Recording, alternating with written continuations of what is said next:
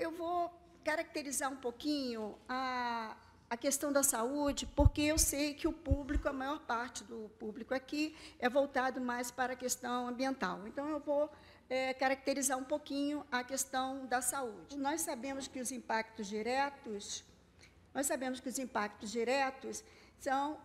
estão ligados principalmente aos desastres. Então, com a questão das ondas de calor, com as inundações, com as secas, isso traz estresse por calor, por frio, problemas cardiorrespiratórios, problemas psicossociais. O problema ainda no Brasil é que esta causa de enfermidade, ela ainda não aparece nos bancos oficiais do Ministério da Saúde. Nos países em desenvolvimento, agora que eles começam a se preocupar com isso, mas ainda não aparece exatamente esses efeitos ligados à questão dos acidentes ou, né, das causas externas. Bom, a contaminação atmosférica, o que acontece é que no período de seca, e, na verdade, o nosso trabalho ele se centrou muito nessa questão, no período de seca, aumenta a questão da exposição das populações aos poluentes, seja pela queimada ou seja pela soma da queimada mais a questão dos transportes, né, e a grande carga de poluição, mesmo em áreas urbanas da Amazônia, que nós já nos deparamos hoje em relação ao aumento da carga de poluição atmosférica. E, com isso, nós temos as doenças respiratórias, bronquite, asma, DPOC, que é mais específico em idosos, alergias, doenças cardiovasculares. As doenças transmissíveis por vetores, malária, dengue, cefalite, a leishmaniose, ou seja, nós temos um conjunto, uma complexidade de doenças relacionadas com um fator estrutural que nós também já conhecemos do Brasil. Temos as doenças transmissíveis pela água, como a cólera, tifo, hepatite, diarreia aguda. Realmente é um dicionário. E temos a questão da segurança alimentar e refugiados ambientais. Hoje, eu não sei se alguém aqui tem ido ao Acre recentemente, mas no Acre a gente já sente a questão, né, dos refugiados, vamos assim colocar, que vieram do Haiti, com uma dificuldade muito grande, trazendo doenças e também adoecendo na região. Então, em relação à questão dessa complexidade,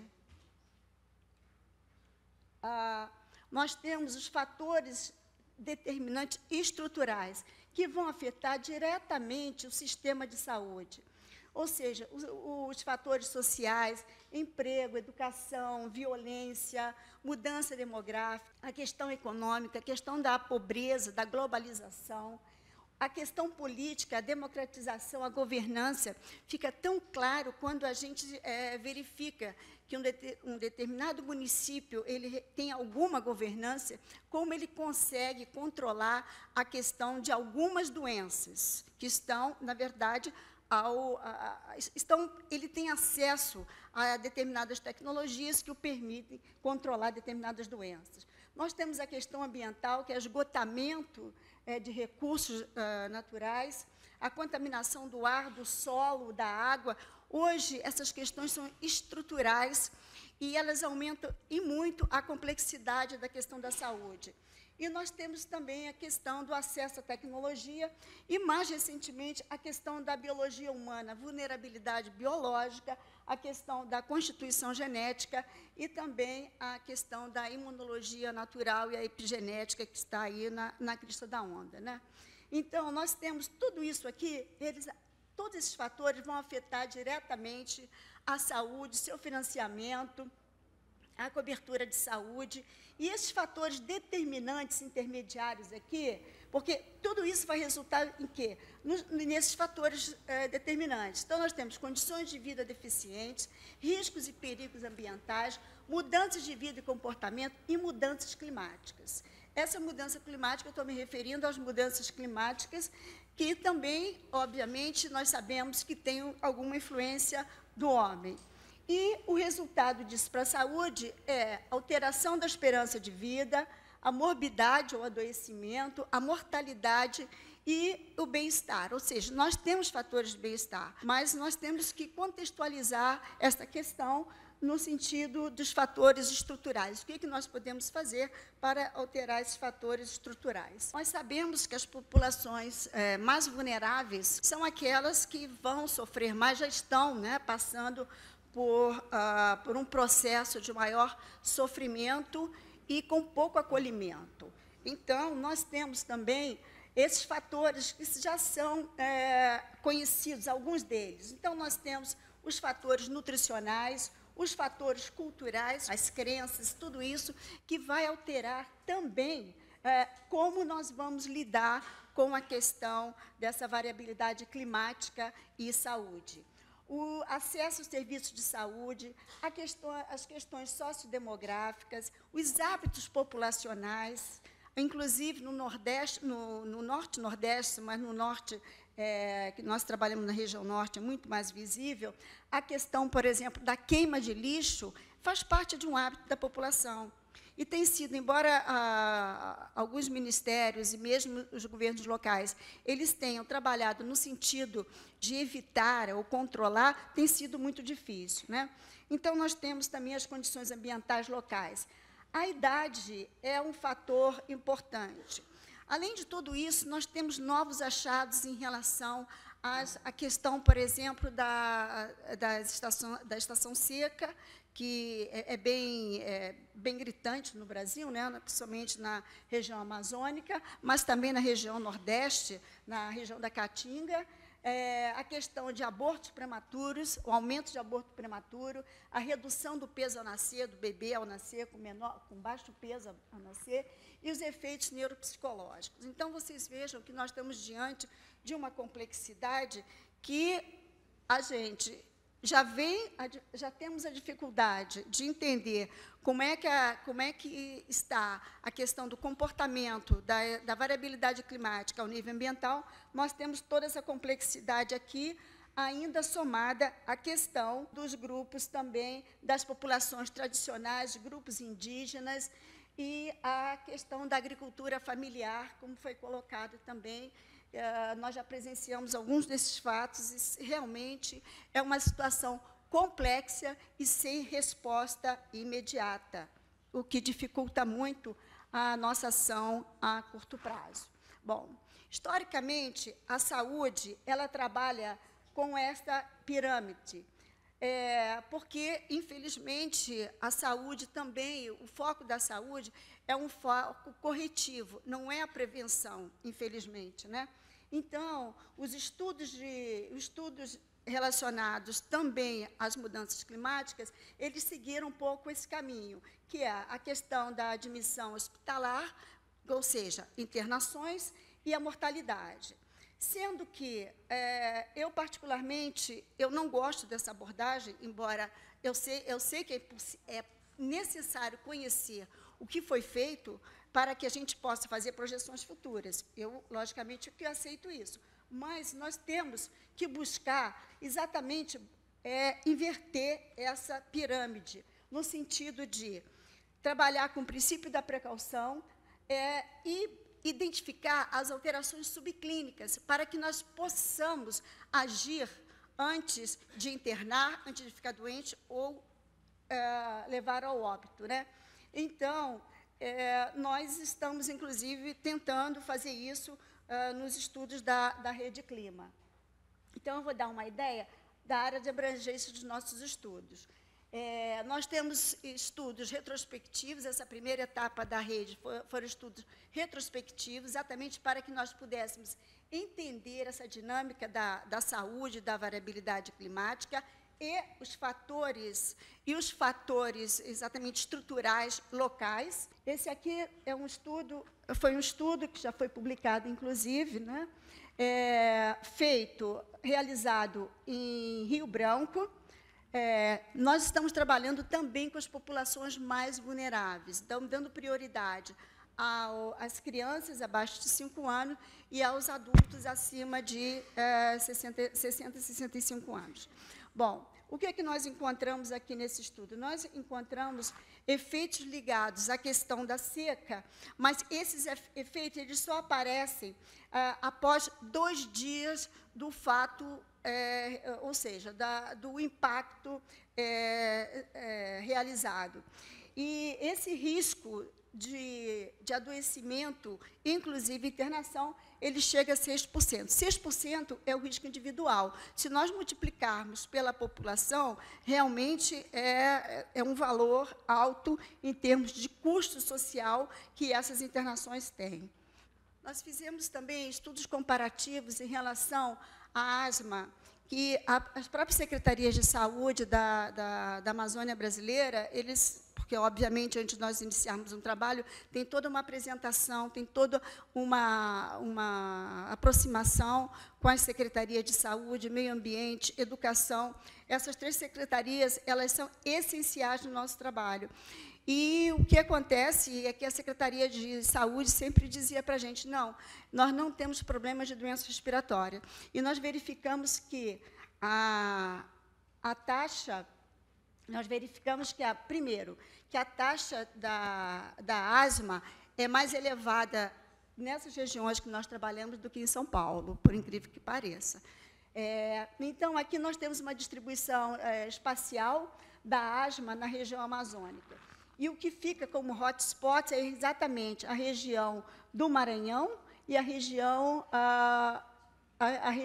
de Rondônia, tanto para esses 2 grupos mais vulneráveis que eu coloquei, que são as crianças e os idosos.